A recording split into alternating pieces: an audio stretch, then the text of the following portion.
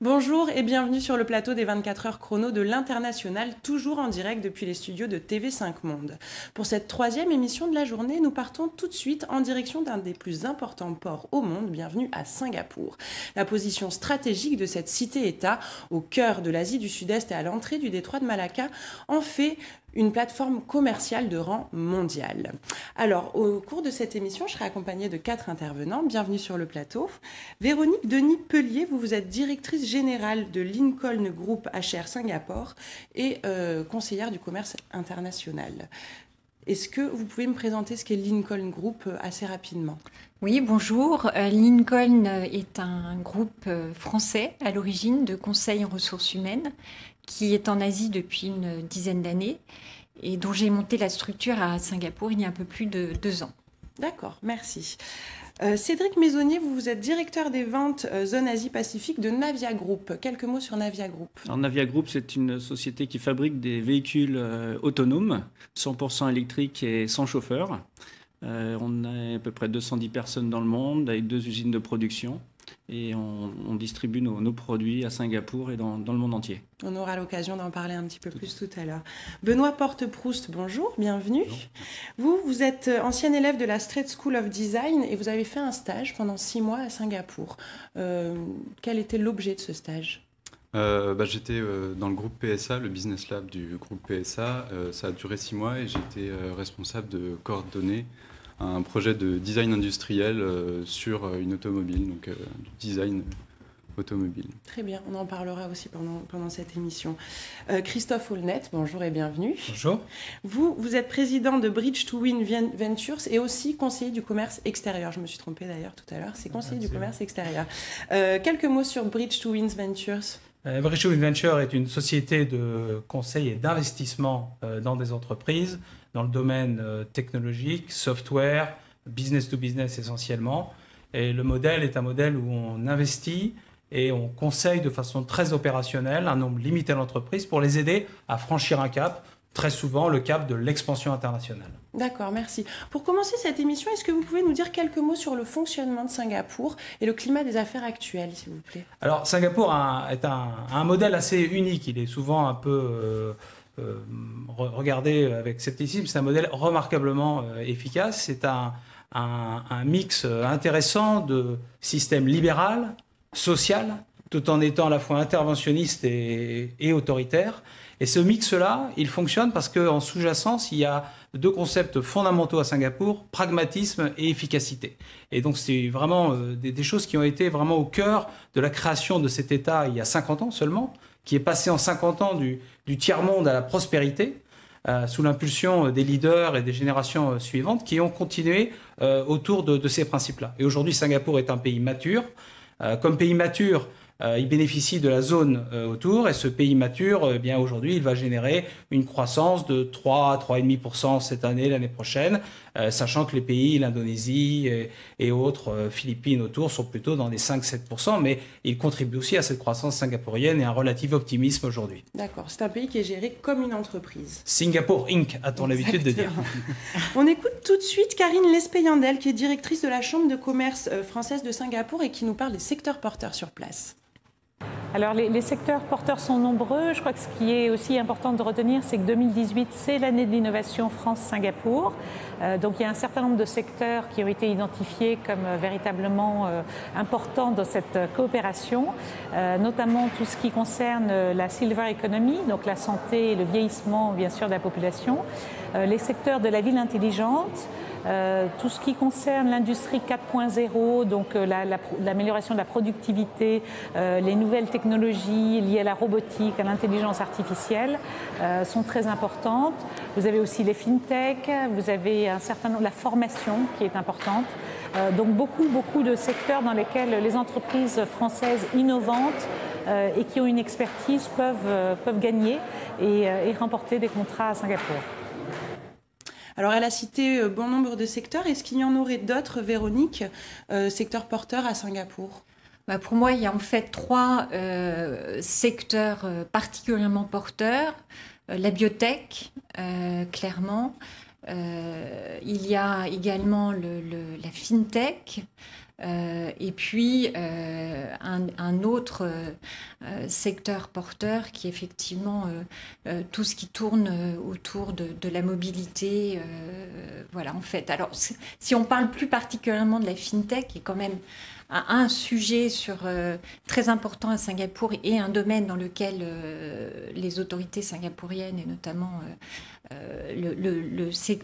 l'autorité de régulation singapourienne investit beaucoup. C'est un secteur en fait qui se développe, qui est porteur d'emplois en termes de développement informatique, par exemple, en termes de cybersécurité ou encore en termes d'analyse de données. Alors, si on prend typiquement le domaine des moyens de paiement, dans la digitalisation, l'automatisation des moyens de paiement, on a aujourd'hui un marché énorme sur Singapour et surtout autour de Singapour, puisque une étude assez récente d'Atekearney a démontré qu'il y a environ 60% en fait seulement des adultes globalement qui sont bancarisés. Donc ça laisse quand même une grosse proportion en termes de potentiel. Donc c'est voilà. Un secteur particulièrement porteur. À la fois en termes de business et d'emploi. Ouais, merci. Karine parlait aussi de ville intelligente. Cédric, c'est un petit peu votre domaine. Est-ce que vous pouvez nous expliquer qu'est-ce que commercialise Navia Group à Singapour ? C'est vrai que les smart cities commencent à venir et les gros investisseurs travaillent là-dessus dans le monde entier et à Singapour. Nous, on apporte une solution de véhicules autonomes pour pouvoir transporter les personnes le premier mile ou le dernier mile entre les métros ou les différents moyens de transport. Et on a de plus en plus de demandes sur Singapour, comme à Gardens by the Bay, comme sur certaines îles aussi, de pouvoir installer des véhicules autonomes pour faire un parcours de 2-3 km sans chauffeur et tout automatique. En plus, on utilise une énergie qui est green, parce que c'est un véhicule qui est 100% électrique, qui marche pendant 9 heures. Ensuite, il faut recharger pendant 4-5 heures. Donc, il y a une grosse demande là-dessus. Les investisseurs travaillent sur l'énergie, sur l'eau et le transport. Et au niveau de transport, on a de plus en plus de demandes de véhicules autonomes.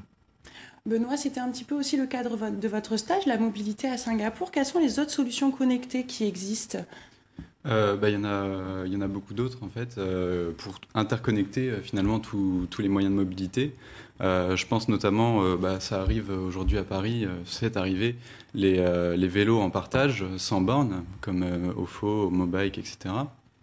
Il y a aussi toutes les applications de ride-sharing qui sont complémentaires aux taxis, donc comme Uber et Grab là-bas qui est très présent. On a aussi des choses un petit peu plus anecdotiques qui sont les navettes qui permettent d'aller d'un point A à un point B sans que la navette suive un parcours précis. Des navettes pas autonomes cette fois, mais peut-être un jour. Voilà, donc il y a énormément de nouvelles solutions pour notamment réduire en fait, le nombre de voitures dans Singapour. Ils veulent être une car light city, donc une voiture allégée en voiture. D'accord. Et c'est un petit peu on le teste beaucoup de choses, en tout cas, ouais. sur place. Il y a aussi le secteur de la cybersécurité. Christophe, je crois que vous accompagnez une entreprise française dans ce secteur-là. Enfin, vous avez investi plutôt dans une entreprise. Absolument. Le secteur de la cybersécurité, il est absolument fondamental pour Singapour, comme pour tous les pays qui sont soucieux de leur souveraineté nationale, parce qu'aujourd'hui, le fait de pouvoir protéger ces données, ces infrastructures numériques à l'heure de la digitalisation généralisée, c'est fondamental. Donc Singapour investit massivement dans sa défense, il investit massivement dans la cybersécurité. C'est important pour le pays lui-même, mais aussi pour le rôle qu'il entend jouer au sein de l'Asie du Sud-Est, à savoir être une plateforme d'accueil, un hub financier. Il faut apporter une sécurité sur les échanges. Alors la cybersécurité, elle permet aussi, l'intelligence artificielle permet aussi, et c'est très cohérent avec l'investissement et le focus de Singapour sur l'intelligence artificielle, c'est utiliser ces capacités-là pour pouvoir identifier dans les flux de données qui sont générées, où sont les anomalies, où sont les anomalies de transaction, où sont les anomalies de comportement pour pouvoir créer des alertes. Et donc c'est le sens notamment d'une entreprise dans laquelle j'ai investi qui s'appelle Datena, créée par des Français à Singapour et qui est capable d'avoir une capacité grâce à l'intelligence artificielle à repérer toutes les données confidentielles dans les terabytes de données non structurées et de pouvoir les protéger et mettre en place les alertes nécessaires. D'accord, merci beaucoup. On parlait du secteur de la FinTech, on écoute tout de suite Dimitri Kouchnirenko, qui a monté une entreprise d'affacturage en ligne et c'est une véritable success story française justement dans le secteur de la FinTech et il nous explique pourquoi il s'est implanté à Singapour. Bonjour Paris, je suis Dimitri Kouchnirenko, cofondateur d'Incomled. Alors pourquoi est-ce qu'on a décidé de s'établir à Singapour ? Bien pour plusieurs raisons. La première, c'est que notre société est une FinTech et l'autorité financière de Singapour, qui s'appelle le MAS, promeut activement l'innovation dans la technologie financière. Alors ça vient sous plusieurs formes. Vous avez les aides financières du gouvernement. Il y a également l'organisation d'espaces collaboratifs entre la start-up et une grande entreprise pour faciliter les échanges. Il y a aussi une législation souple pour les FinTech. La deuxième raison, c'est la fiscalité qui est très avantageuse pour une entreprise. Et la troisième raison, c'est la facilité et la rapidité avec laquelle vous pouvez établir votre entreprise sur Singapour. Christophe, est-ce que vous pouvez nous dire quelles sont les aides qui existent à l'implantation d'entreprises à Singapour ? Oui, absolument. Je disais tout à l'heure, pragmatisme, efficacité. Oui. Bon, ça s'applique aussi dans la façon dont Singapour a structuré ses systèmes d'aide. C'est-à-dire c'est à la fois très complet et très cohérent tout au long du cycle de vie d'une entreprise, depuis l'incubation, la création, le financement, le développement, l'expansion. Il y a à chacune de ces étapes un programme en cohérence avec les autres qui offre des aides. Alors évidemment, ces aides sont notamment des dotations, des subventions. Mais il y a un mais. Évidemment, il y a une nécessité de faire un effort soi-même, c'est-à-dire que ces aides viennent dans le cadre de matching funds, c'est-à-dire qu'on dit voilà, vous trouvez $1, on vous donne $1. Également, il y a un aspect qualitatif très fort, c'est-à-dire qu'il y a toujours un comité qui valide, donc il y a des possibilités de se voir refuser les choses. Et puis également, cet argent, il est donné sous forme avec un calendrier précis, des objectifs à atteindre, des fameux KPIs, et qui sont gérés de façon extrêmement professionnelle parce que les personnes qui gèrent ça au sein de l'administration singapourienne sont elles-mêmes mesurées sur l'efficacité du système. Il y a aussi l'obligation d'avoir un partenaire local ou un actionnaire local. Alors, effectivement, il y a pour certaines de ces aides, sont conditionnées au fait d'avoir un actionnariat local. Ça peut être seulement 30%. Mais effectivement, il faut bien que l'entreprise réfléchisse avant de le faire parce que ce peut être un handicap pour un futur développement. Donc je crois qu'il faut arbitrer entre le besoin d'aide et les contraintes qui sont sous-jacentes, sachant que de toute façon, ce n'est pas une aide qui fait le succès d'une entreprise, c'est l'entrepreneur, le projet et les personnes qui le mènent. Bien sûr. Vous, Cédric, comment est-ce que ça s'est passé pour votre implantation sur place ? Alors, nous, comment ça s'est passé ? Déjà, comme on est une société internationale, on a plus de 65 véhicules qui tournent tous les jours dans le monde entier. On fait 1300 km par jour. On représente 80% du marché. Mais pour l'installation à Singapour, pour attaquer le marché de tout ce qui est Asie-Pacifique, on a trouvé un partenaire qui est un distributeur exclusif, c'est la société STK. C'est une société d'engineering dans l'aviation, dans les nouvelles technologies et l'armement. C'est une société donc, qui nous aide à distribuer les produits sur Singapour et également à faire toute la maintenance et le commissioning de nos véhicules. Véronique, est-ce que vous pouvez nous faire un point sur l'obtention du permis de travail ? Est-ce qu'il est dur à obtenir ? Alors les conditions effectivement d'obtention du permis de travail se sont un peu durcies, et en particulier ces 2 dernières années. En fait, il y a 2 types de permis de travail. Un premier permis qui est plutôt destiné aux emplois assez peu qualifiés, qui là répond à une logique de quota très précise, en fonction notamment des secteurs d'activité, où il y a un nombre d'étrangers qui sont définis par rapport à un nombre de Singapouriens embauchés. Le deuxième type de visa qui concerne en général assez régulièrement les étrangers qui ont une formation diplômée et déjà d'un bon niveau d'éducation qui arrivent à Singapour, doivent faire la demande de ce qu'on appelle un employment pass. Et donc, sur ce type de visa, il y a des conditions effectivement qui se sont un peu durcies, puisque déjà, il faut avoir un salaire minimum d'environ 4 000 € par mois pour pouvoir obtenir ce type de visa. Et puis, évidemment, un niveau d'expérience et ou un niveau d'expertise de plus en plus exigeant.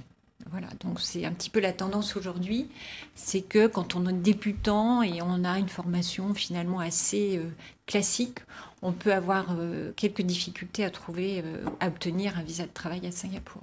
Christophe, est-ce que la vision qu'on a de Singapour comme un Eldorado pour les investisseurs et les entrepreneurs est toujours d'actualité? Vous y étiez il y a 20 ans, vous y vivez encore aujourd'hui. Est-ce que cette vision est toujours vraie?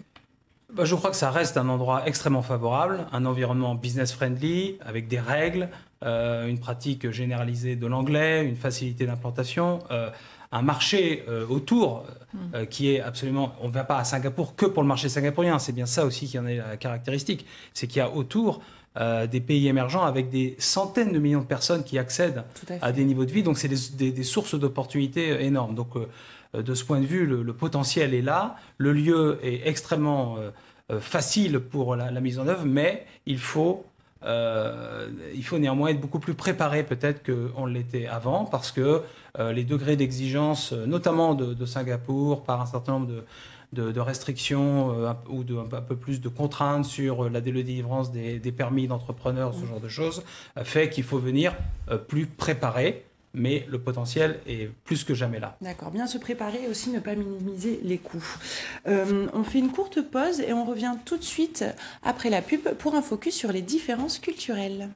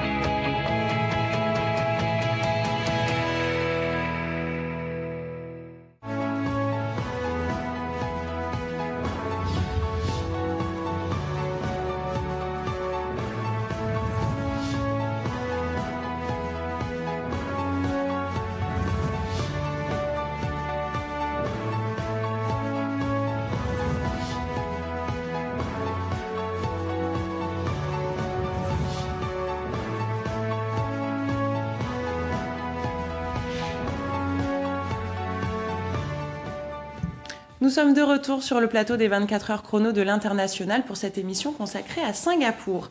Alors Singapour, c'est une juxtaposition de différentes cultures provenant de différentes ethnies.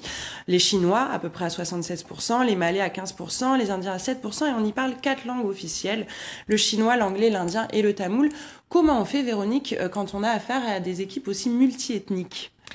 Je crois qu'il faut être très agile, interculturellement parlant, donc savoir adapter son management et son discours à chaque finalement culture. D'autant que très souvent, les actifs à Singapour étrangers ont une couverture régionale, donc autant de pays, autant de cultures différentes. La manière de communiquer doit être aussi adaptée. C'est vrai que nous, Français, on a une manière très directe de communiquer.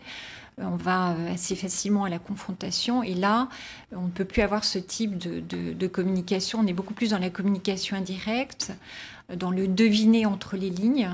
Les Singapouriens utilisent rarement le nom, ou quasiment jamais, donc il faut savoir deviner. Ça, c'est important. Et il y a un élément également important qui qu'il faut absolument prendre en compte aussi bien en interne dans l'entreprise que dans la gestion des affaires, c'est la notion du temps. On met toujours beaucoup de temps à créer des liens. On a l'impression que tout va très vite parce qu'il y a une espèce d'émulation ambiante. Mais les relations se construisent de manière assez lente sur le long terme. Et donc ça, c'est quelque chose qu'il faut prendre en compte à la fois en interne pour se faire, par exemple, accepter par ses équipes, mais aussi pour faire du business. Donc c'est un élément qu'il faut aussi intégrer lorsqu'on travaille sur un business plan et qu'on souhaite s'implanter, arriver à Singapour. D'accord, donc ça, ce sont des traits culturels un petit peu asiatiques. Il y a aussi un trait culturel plus propre aux Singapouriens, c'est notamment dû au fait qu'ils sont dirigés par le même parti depuis 1959. Ils ne sont pas forcément habitués à faire des choix, à être confrontés, et donc on dit qu'ils peuvent manquer d'un esprit d'initiative. Benoît, vous qui avez travaillé avec des designers sur place, est-ce que vous êtes d'accord ? Pour les designers, non, parce que par essence, ils sont créatifs et ils sont dans la recherche et la prise d'initiative. Recherche de solutions. Donc pour ça, non. En revanche, ce que j'ai un petit peu observé, c'est un rapport à la hiérarchie, effectivement, très important. C'est-à-dire que il faut avoir une forme de validation de son hiérarchique direct pour avancer. Donc peut-être c'est très contrôlé et pour passer aux étapes suivantes. Oui. Mais en revanche, pour revenir sur les designers, ils étaient dans la prise d'initiative pour le coup. Cédric, comment ça se passe avec votre partenaire sur place au niveau de la communication ? Donc la communication entre Navia et ST Kinetics, qui est notre distributeur exclusif, il y a une relation qui est très opérationnelle avec une Indienne qui est basée à Singapour depuis de nombreuses années. Et effectivement, elle a besoin régulièrement d'une validation de sa hiérarchie. Je suis en contact en direct aussi avec sa hiérarchie, mais souvent ça passe par l'Indienne et puis une validation au-dessus. Donc un petit peu des deux. D'accord. Christophe, est-ce que vous avez quelques mots à rajouter sur les différences culturelles au travail ? Non, je crois qu'effectivement, cet aspect de communication indirecte et d'être plus prudent dans la communication est essentiel parce qu'il y a quand même, issu de la culture asiatique, cette notion de ne pas perdre la face et vous ne pouvez pas confronter directement les gens ou les mettre en difficulté vis-à-vis des collaborateurs. Donc ça, c'est un effort sur la communication, mais je pense qu'il est assez bon aloi et que globalement, il y a quand même eu une certaine occidentalisation avec la pratique de l'anglais, les différences culturelles, les entreprises internationales qui quand même apportent des valeurs, des méthodes. Donc tout ceci a tendance quand même à se simplifier, même si cet aspect d'une attention particulière à la communication est absolument essentiel. D'accord. Cédric, vous allez nous quitter. Merci beaucoup pour votre intervention et vos conseils. Merci à vous de votre invitation. Avec plaisir. On marque une courte pause et on se retrouve juste après pour la deuxième partie de cette émission consacrée à la vie quotidienne à Singapour.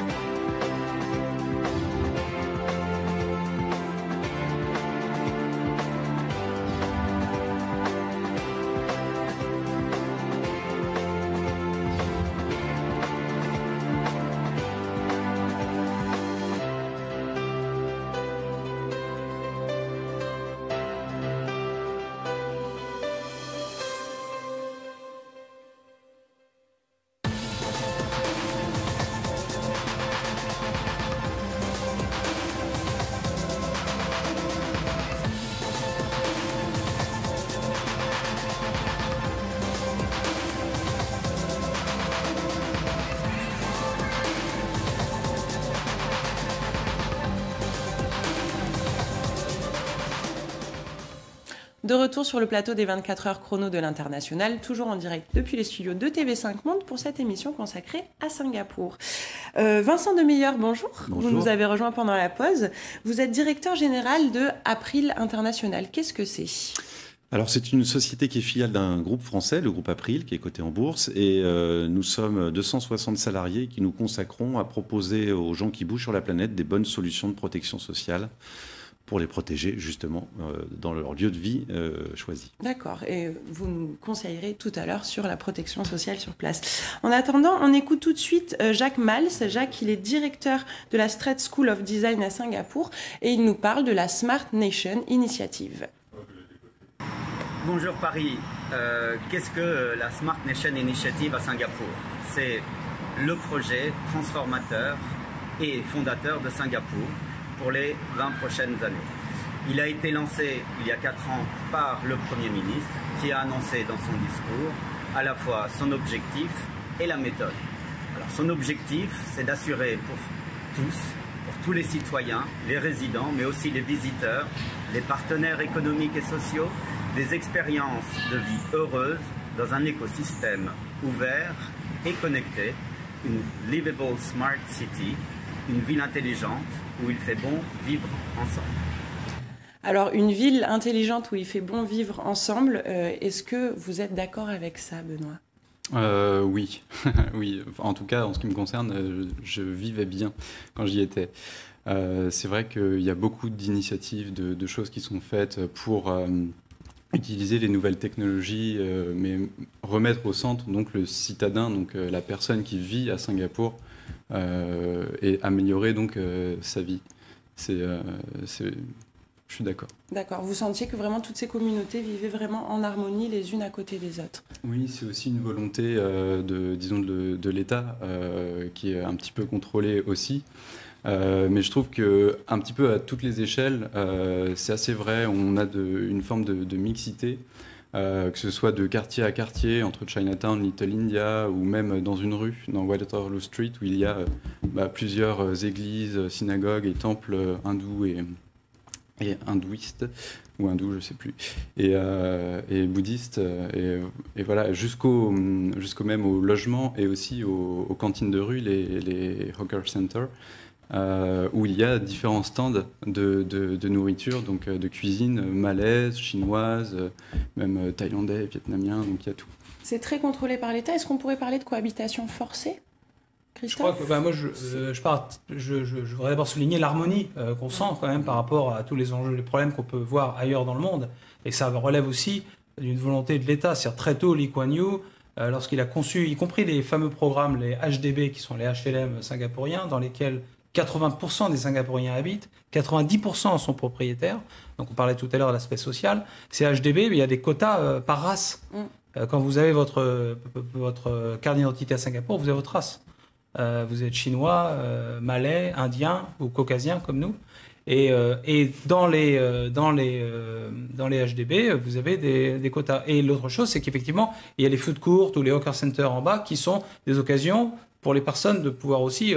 ils ne mangent pas forcément la même chose, mais ils sont les uns à côté des autres. Et tout ça a été vraiment très pensé par Lee Kuan Yew dès le début. Quand on lit ses mémoires, c'est absolument fascinant à voir. Et finalement, c'est une réussite et ça fonctionne et on se sent parfaitement en sécurité.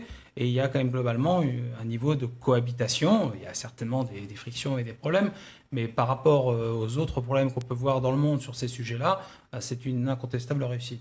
Vincent, vous avez une collaboratrice qui s'est installée sur place. Comment ça s'est passé pour l'obtention des visas ? Oui, et d'ailleurs je la salue, c'est Marie qui est partie gérer une petite équipe pour nous là-bas à Singapour. Finalement, elle me racontait que le processus est cadré, évidemment, comme tout à Singapour. C'est quand même une ville très processée. Le principe est assez simple. Il fallait qu'elle fasse évidemment apparaître son futur contrat de travail, qu'elle justifie un niveau de salaire suffisant, mais je crois que vous l'avez évoqué juste avant.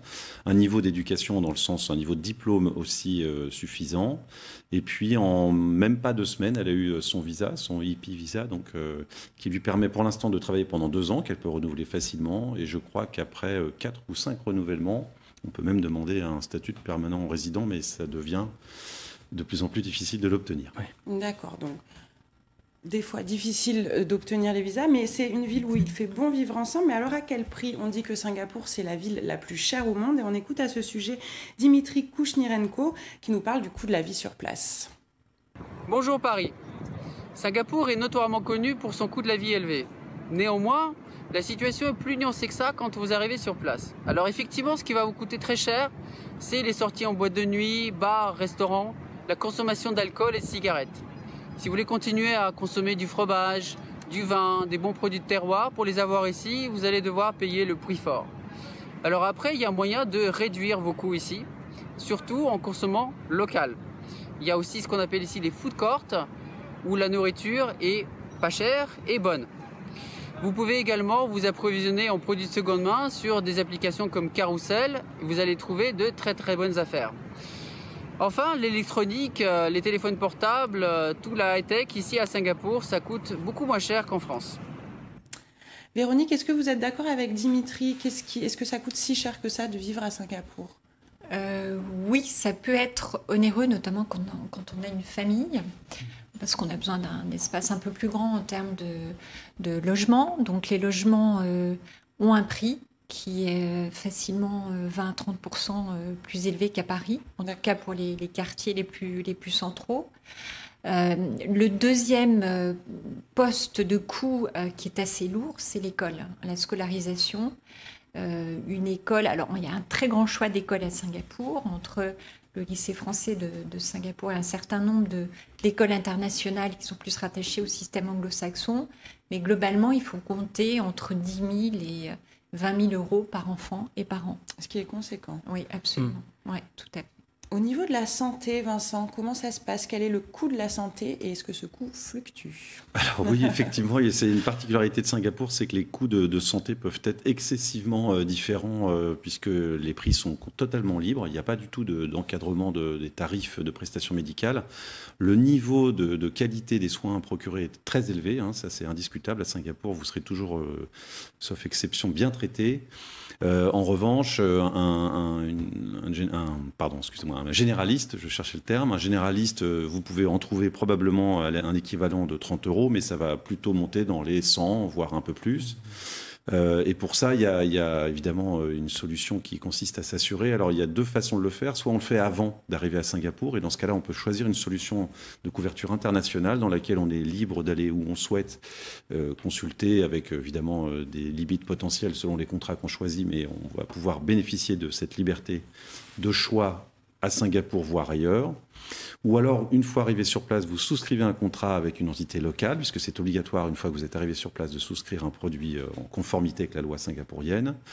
Vous allez avoir pratiquement les mêmes avantages, évidemment pas la liberté d'utiliser ailleurs, et en revanche, vous allez aussi bénéficier d'un accès à des réseaux de soins identifiés à l'avance. Donc ça peut être plus simple pour les trouver, ça peut être plus pratique pour y accéder. Même si, encore une fois, Singapour, accéder à des réseaux de soins n'est pas une difficulté, c'est vraiment, vraiment très, très bien développé. D'accord. Benoît, au niveau peut-être de l'offre culturelle et des sorties, est-ce que ça coûte cher et est-ce qu'il y a une belle offre? Bien, j'y étais en tant qu'étudiant, donc pour les étudiants, on peut avoir des réductions un petit peu comme en France, donc, pour rentrer dans les musées et les jardins aussi. Et oui, il y a une belle offre, notamment au niveau des jardins. Gardens by the Bay, Botanic Garden, c'est super quand on aime, les fleurs. Il faut savoir qu'on appelle Singapour la ville jardin parce qu'il y a bon nombre d'espaces verts et luxuriants. C'est à peu près la moitié du territoire. Oui, c'est vrai. Et puis même dans les rues, il y a des rangées d'arbres qui ont été plantés là il y a plus de 40 ans qui font que tout est vert. Où qu'on regarde en fait dans la rue, on verra toujours des arbres et du vert. Donc c'est très sympa. C'est le concept de la ville dans un jardin plutôt que des jardins dans la ville. Donc c'est la façon dont ça a été conçu. Donc c'est vrai qu'il y a une très forte attention, mais là aussi, le régime politique, cette notion de planification à 10 ans permet aussi, en termes d'urbanisme, de planifier les choses, de les faire dans des délais très, très courts, parce que bon, il n'y a pas forcément de recours potentiels qui peuvent s'éterniser. Donc évidemment, tout ceci permet d'avoir un vrai développement urbain qui est très pensé, qui est très cohérent avec la Smart Nation. Ils ont considérablement renforcé l'offre culturelle par rapport à il y a 20 ans. Moi, je peux voir, il y a énormément. Il y a les musées, les salles de concert. Donc, il y a une vraie volonté. Ça fait partie de ce que Singapour ce que Singapour utilise pour le soft power, c'est-à-dire d'être aussi capable d'offrir un environnement culturel, un lieu de vie. Et il y a une vraie cohérence avec les investissements qui sont faits, notamment en matière de smart cities. Tout ça a une vraie cohérence. Donc des améliorations au niveau de l'offre culturelle. Alors ça, c'est incontestable depuis 15 ans. Il y a beaucoup d'efforts en la matière. C'est aussi une ville très sécure. Vincent, je crois que votre collaboratrice a vécu quelque chose à ce sujet-là. Oui, vous savez, on a un journal interne, on va dire, un réseau social interne d'entreprise. Et donc, on l'a interviewée quelques semaines après son arrivée pour avoir son feedback sur comment se passait son expatriation. Et elle nous racontait que 2 jours après être arrivée à Singapour, elle a perdu son portefeuille, son porte-carte dans le métro. Vous imaginez, elle n'avait aucun repère, elle ne savait pas vraiment encore comment allait se faire sa vie. Et le soir même, quelqu'un lui rapportait à son appartement, sans contrepartie évidemment. Elle était assez bluffée parce qu'il n'y a pas beaucoup de gens qui peuvent raconter ça. Dans la même expérience à Paris, à mon avis, il y a moins de chances que ça vous arrive. C'est vraiment la ville de la sécurité et de la bienveillance des gens les uns vis-à-vis des autres.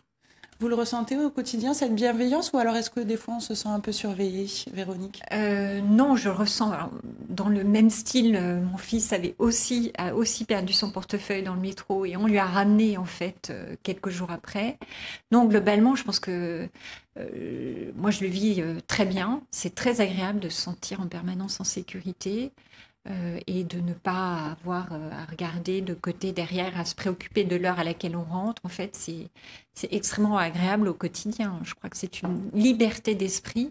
C'est un luxe qu'on peut effectivement avoir au quotidien. Et beaucoup de Français, beaucoup de personnes qu'on rencontre considèrent aussi que c'est un lieu extrêmement agréable pour élever des enfants, parce que cette sécurité, vous l'avez aussi. C'est-à-dire que vos enfants, votre fille a 8 ans, 9 ans, 10 ans, prennent les taxis, vous n'êtes absolument pas inquiet, il y a une sécurité bien qu'il faille prendre en compte le coût quand même de la scolarité.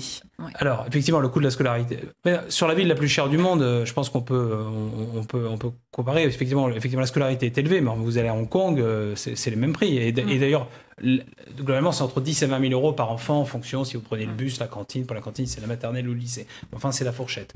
Évidemment, vous avez 3 enfants, mais c'est vrai aussi ailleurs. Et les autres écoles internationales sont plus chères. La grosse différenciation, elle est sur la voiture, notamment, qui est horriblement chère à Singapour. Mais sinon, j'ai un peu de mal, personnellement, à comprendre pourquoi on qualifie Singapour de ville la plus chère du monde. Et puis pour la santé, par exemple, moi je suis assuré chez April et je suis très content. Merci. Vous, quelles étaient vos solutions, Benoît, pour alléger un petit peu ce coût de la vie ? Est-ce que vous avez des bons plans à donner pour manger, par exemple ? Ouais, alors déjà, le premier coût de la vie, c'est... si on a une voiture, c'est une voiture. Mais quand on n'a pas de voiture, c'est le logement. Très clairement, du coup, la solution de base, c'est quand on est tout seul, comme moi, c'est aller se mettre en coloc. Ouais. Donc j'ai trouvé une coloc dans le centre, c'était très très bien.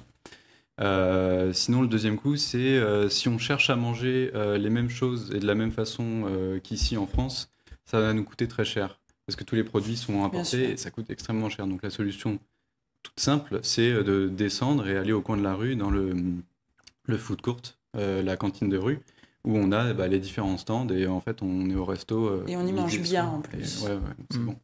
D'accord. On va marquer une courte pause et on revient juste après pour le mot de la fin.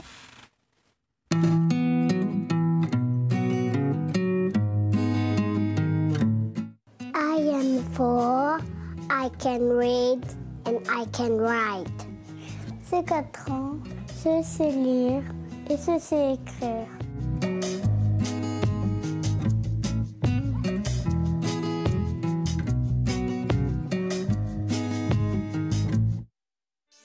Bonjour à tous. Vous résidez hors de l'Union européenne ou dans les dom-toms. Alors découvrez l'expérience Renault Eurodrive de transit temporaire. Vous savez, les plaques rouges. Pour commander et réserver votre véhicule, 2 possibilités s'offrent à vous. Vous pouvez le commander auprès d'un agent local ou le réserver en ligne sur notre site internet. Avec Renault Eurodrive, vous bénéficiez de la gamme la plus large et la mieux équipée du marché. Voilà, Renault Eurodrive, c'est une voiture neuve hors taxe, un service premium tout compris, et des équipes dédiées qui mettent tout en œuvre pour que vous profitiez au maximum de votre voyage. Renault Eurodrive, c'est vraiment l'Europe en toute sérénité.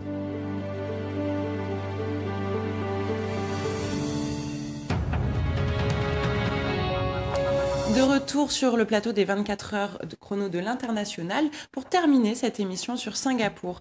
Alors pour conclure, j'aimerais faire un petit tour de table et que vous me disiez chacun, enfin en vous adressant bien sûr aux personnes qui nous regardent et qui voudraient s'installer à Singapour, quelques mots ou quelques conseils. Véronique. Quelques conseils. D'abord, anticiper à tous les niveaux. Si on veut faire du business, c'est étudier le marché, avoir la notion quand même d'un coût minimum. À peu près la même chose au niveau personnel. On a vu, il y a quand même un coût minimum à prévoir ou à négocier avec son entreprise avant l'envoi, avant de signer un contrat d'expatriation à Singapour. Globalement, être prêt aussi pour beaucoup voyager, puisqu'on l'a vu, Singapour est une plateforme régionale. Donc, c'est souvent beaucoup de voyages qui sont nécessaires pour assurer ces fonctions. Et puis, garder cet esprit ouvert, savoir bien vivre à Singapour, c'est effectivement aller vers ces différentes cultures, savoir aussi sortir de Singapour pour découvrir cette fabuleuse région d'Asie du Sud-Est. Mais globalement, j'y suis extrêmement heureuse. D'accord. Voilà. Vincent, quelques conseils en termes peut-être de protection sociale? Oui, un conseil générique lié à toute expatriation, c'est, je vais reprendre votre terme, c'est anticiper, préparer votre déplacement, renseignez-vous avant, équipez-vous avant, connectez-vous avant avec des gens qui vivent sur place. Et puis peut-être un conseil spécifique à Singapour qui est de ne pas se laisser avoir par le fait que c'est une ville qui est excessivement moderne et magnifique quand on y arrive, et qu'en revanche, on a parlé de tout le bénéfice d'être dans un environnement très sécure, mais ça sous-tend aussi un comportement de citoyen modèle, si je puis dire, sur place. Si vous commencez à cracher votre chewing-gum ou acheter un mégot dans la rue, vous verrez très très vite que vous serez rattrapé par les règles sur place, et on peut ne pas y être habitué en tant que Français. Donc, il faut s'adapter. L'adaptation minimum. Benoît, un mot de la fin. Oui, alors, déjà j'étais en tant qu'étudiant, donc c'est super. Donc déjà pour les voyages, donc chaque week-end en fait on peut être en vacances dans la région, donc ça c'est absolument génial. Un truc pas mal aussi, c'est peut-être de se connecter sur le groupe Facebook Singafrog, où on a c'est la communauté des Français qui vivent là-bas, et donc on peut avoir plein de conseils. Pour les offres de colocation par exemple. Ouais, voilà. Ça c'est super, et vraiment aussi bien se préparer, avoir bien son visa avant d'y aller, parce qu'on n'est pas sûr de pouvoir rentrer si on l'a pas, ou alors on peut se faire... D'accord, merci. Christophe? Oui, je ne vais pas répéter ce qui a été dit. Oui, la qualité de vie est remarquable, le climat, je trouve aussi, et puis cette ouverture sur toute l'Asie du Sud-Est. C'est un formidable endroit à condition qu'on soit bien préparé, qu'on ait un projet et qu'on soit bien conscient des coûts initiaux et qu'on soit capable de les absorber pour venir une belle plateforme de développement. Je dirais sur toute la zone qui va de l'Inde jusqu'à l'Australie. Peut-être moins la Chine, où il faudrait peut-être aller plus vers Hong Kong, mais sur toute cette zone qui a un potentiel absolument gigantesque, c'est une très très belle opportunité. Et puis enfin, je dirais... Voilà, l'expatriation, c'est une formidable opportunité d'enrichissement personnel, d'accélérateur de carrière, et puis vous participez aussi au rayonnement de la France. Tout à fait. Merci à tous pour vos conseils et ces interventions très intéressantes. Les 24 heures chrono de l'International, ça continue à midi, direction Bangkok en Thaïlande.